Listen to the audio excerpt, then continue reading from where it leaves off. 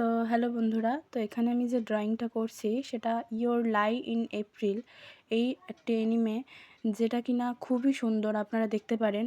এই গল্পটাতে বিশেষত কোসেই আরিমা নামে এক পিয়ানো প্রতিভাকে দেখা যায়, যে কিনা ছোটোবেলায় মায়ের মৃত্যুর পর সে মানসিক আঘাতে পড়ে যায় এবং পিয়ানোর সুর আর সে শুনতে পায় না, তাই সে বাজানো ছেড়ে দেয়।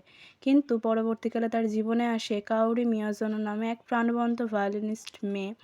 কাওরি তাকে আবার সঙ্গীতের দিকে ফিরতে সাহায্য করে এবং শেখায় সঙ্গীত শুধু নিয়ম নয়, অনুভূতির ব্যাপার। শেষে জানা যায় কাওরি আসলে মারাত্মক অসুস্থ ছিল।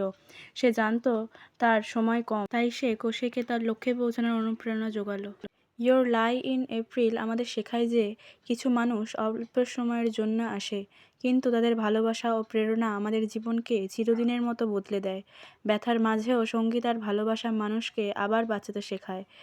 Thanks for watching this video. তো এর পার্ট 2তে ফাইনাল লুক নিয়ে আসবো খুব তাড়াতাড়ি।